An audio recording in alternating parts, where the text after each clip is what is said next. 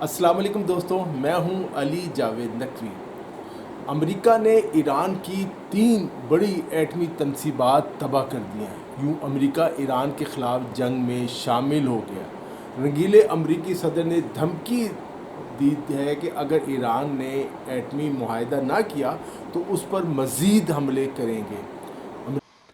A short time ago, the U.S. military carried out massive precision strikes on the 3 key nuclear facilities in the Iranian regime: Fordow, Natanz, and Esfahan. Everybody heard those names for years as they built this horribly destructive enterprise. Our objective was the destruction of Iran's nuclear enrichment capacity and a stop to the nuclear threat posed by the world's #1 state sponsor of terror. Tonight, I can report to the world that the strikes were a spectacular military success. امریکہ نے OIC کے اجلاس کے دوران ہی ایران پر حملہ کر کے یہ بھی دکھا دیا کہ وہ مسلم ممالک کو کچھ نہیں سمجھتا۔ خدشہ ہے کہ فرانس، جرمنی اور برطانیہ بھی اس جنگ کا حصہ بن جائیں گے۔ یہ جنگ اب تیسری عالمی جنگ بنتی جا رہی ہے۔ اس جنگ کا افسوسناک پہلو یہ ہے کہ جس ملک پر حملہ ہوا ہے اس کے پاس نہ ایٹمی ہتھیار ہے اور نہ اتنے فاصلے تک مار کرنے والے میزائل کہ امریکہ کو نشانہ بنا سکے۔ ایران بہادری سے حملہ آوروں کا مقابلہ کر رہا ہے، لیکن اگر چین اور روس ایران کی مدد کو نہیں آتے تو امکان ہے ایران زیادہ دیر تک مزاحمت نہیں کر سکے گا۔ ایران میں بڑی تبدیلی آ سکتی ہے۔ امریکہ اور اسرائیل رجیم کی تبدیلی چاہتے ہیں اور ایران میں اپنی پٹھو حکومت رضا پہلوی کو اقتدار میں لانے کی سازش کر رہے ہیں۔ رضا پہلوی کے آنے کا مطلب ہے ایران میں اسرائیل اور امریکہ کی کٹ پتلی حکومت آنا۔ یقین کریں یہ حکومت، رضا پہلوی کی حکومت، عرب ممالک کے لیے زیادہ خطرناک ہوگی۔ مشرق وسطیٰ مکمل طور پر امریکہ کے کنٹرول میں چلا جائے گا۔ چین اور روس کے مفادات کو بھی شدید دھچکا پہنچے گا۔ ایسا لگتا ہے ایران میں ایک بڑی لڑائی شروع ہونے والی ہے۔ ایران میں امریکہ مخالف جذبات ہیں۔ حکومت کی تبدیلی کے لیے امریکہ اور اس کے اتحادیوں کو اپنی فوجیں زمین پر ایران میں بھیجنی پڑیں گی، جس کے لیے ایران کی جو سرزمین ہے ان فوجیوں کے لیے جہنم بن جائے گی۔ ایران امریکہ اور اسرائیل کے آگے کسی صورت ہتھیار نہیں ڈالے گا۔ خطہ تیزی سے تباہی کی طرف بڑھ رہا ہے۔ ہمارا کردار یہ ہے کہ ہماری حکومت نے رنگیلے امریکی صدر ٹرمپ کا نام امن کے نوبل انعام کے لیے تجویز کرنے کا فیصلہ کیا۔ OIC کے اجلاس میں تمام رہنماؤں نے اپنی اوقات سے بڑی بڑی باتیں کی، بڑھ کے ماری۔ ان کی حیثیت یہ ہے کہ فلسطین کے بچوں کو 2 وقت کی روٹی سپلائی نہیں کر سکتے۔ وہ اسرائیلی بمباری اور بھوک پیاس سے مر رہے ہیں۔ اسرائیل امدادی سامان نہیں جانے دے رہا اور سب اسلامی ممالک دیکھ رہے ہیں، اپنا اپنا اقتدار بچانے کی فکر میں۔ لیکن ان کی باتیں سنو اور کاغذی بیانات دیکھ لیں۔ امریکی حملوں کے بعد ایران نے اسرائیل پر بڑا حملہ کیا ہے۔ امریکہ اور بعض یورپی ممالک ایران پر ایک اور حملہ کرنے کا خفیہ منصوبہ بنا چکے ہیں۔ ایسا لگ رہا ہے کہ وہ اسرائیلی پروپیگنڈے کا شکار ہو گئے جو اپنی کمزور ہونے کا، یعنی وہ کمزور ہو چکا ہوں اور بچاؤ کا اسرائیل جو شور مچا کر پوری دنیا کو اس نے اپنے ساتھ اکٹھا کرنے میں کامیاب ہو گیا۔ یہودیوں کے زیر اثر عالمی اسٹیبلشمنٹ کے باعث یہ لڑائی عالمی جنگ میں تبدیل ہوتی نظر آ رہی ہے۔ امریکہ اور اس کے اتحادی ممالک کو ابھی تک ایران کی طاقت کا درست اندازہ نہیں ہوا۔ ایرانی حکام کا دعویٰ ہے کہ ان کے پاس ابھی تک خفیہ اور حیران کن ہتھیار ہیں۔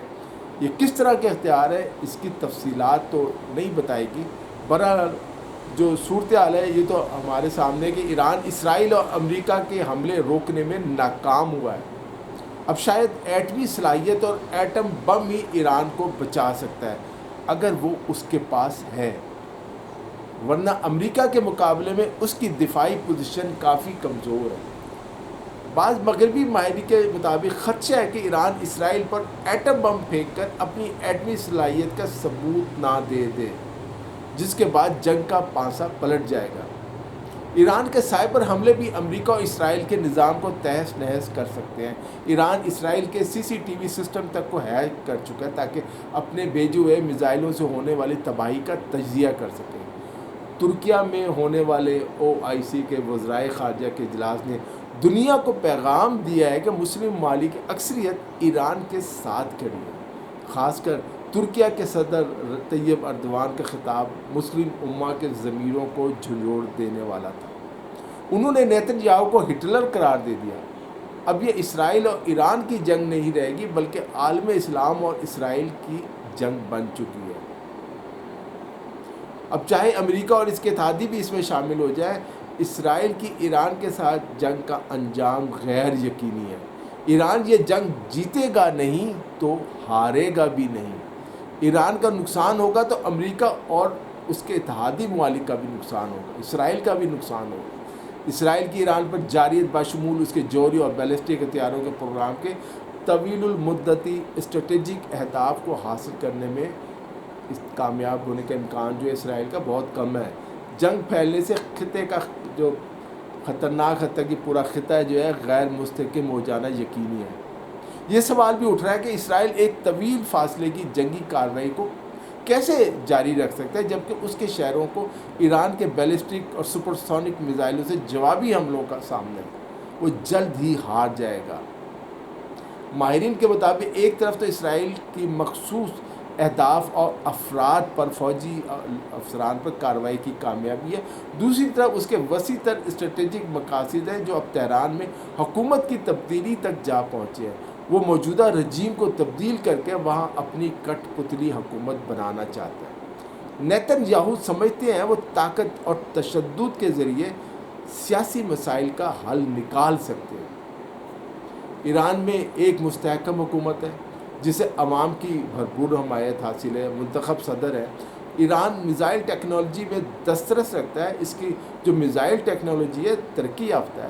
یہ میزائل ایسے نہیں ہے کہ انہیں صرف ایک بم مار کر امریکہ یا اسرائیل ختم کر سکے. امریکی تجزیہ کار اس بات پر بھی حیران ہے کہ اسرائیل نے ایسا منصوبہ کیوں بنایا جو ایک تصادم کو، ایک بڑی جنگ کو ہوا دے کر غیر متوقع طور پر امریکہ کو بھی اس جنگ میں شامل کر لیا. ایسا لگتا ہے نیتن یاہو نے جان بوجھ کر یہ منصوبہ بنایا تاکہ امریکہ اور دوسرے یورپی ممالک کو اپنے ساتھ شامل کر کے جو نیتن یاہو کا اپنا ذاتی ایجنڈا ہے وہ اسے پورا کرے، اپنے اقتدار کو طول دے. اگر امریکہ نے فضائی حملوں کے بعد زمینی فوج جو ہے ایران بھیجنے کی غلطی کی تو ایک ایسی لڑائی شروع ہو جائے گی جس کے انجام کے بارے میں کوئی نہیں جانتا.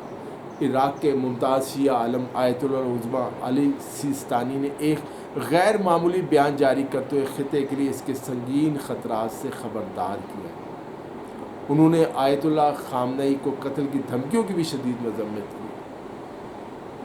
تصویر کا اصل رخ یہ ہے کہ اسرائیل جنگ ہار چکا ہے.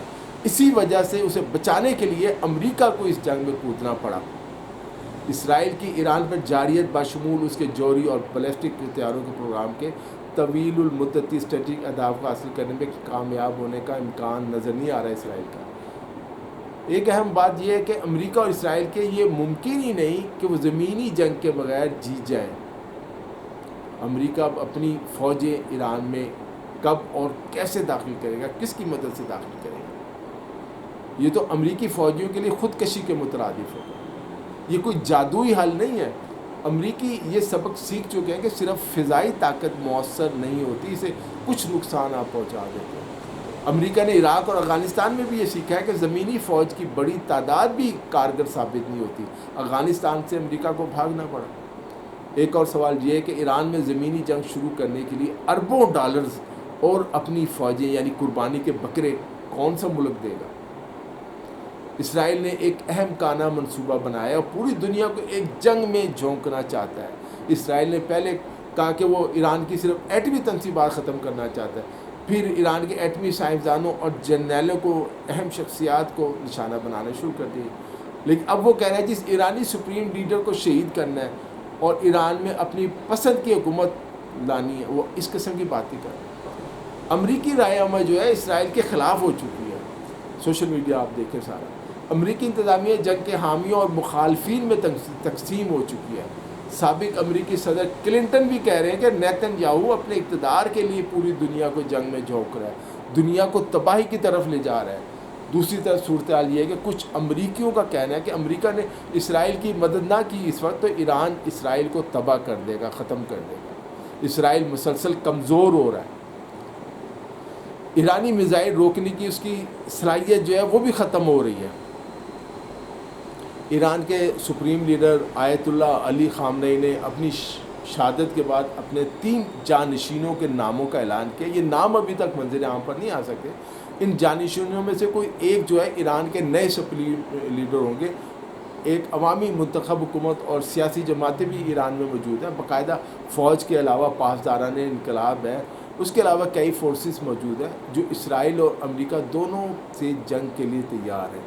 ایران کے حمایتی موجود ہیں، ایران کے پاس ابھی بھی بہت سے آپشنز ہیں۔ امریکہ اور یورپی ممالک طاقتور ہونے کے باوجود ایران سے جنگ سے خوفزدہ ہیں، کیونکہ جنگ پھیلی تو ان کی معیشت تباہ ہو جائے گی، برباد ہو جائے گی۔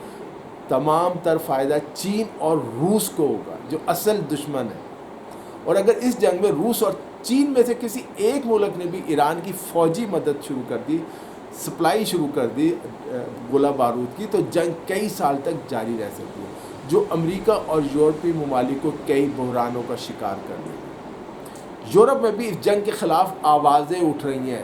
امریکہ نے ایران کی ایٹمی تنصیبات ختم کر دی، اس کا مقصد پورا ہو گیا، اب جنگ بند کر دینی چاہیے۔ دوستو اس ویڈیو میں اتنا ہی۔ علی جاوید نقوی کو اجازت دیجیے، اپنا خیال رکھیے گا، خدا حافظ۔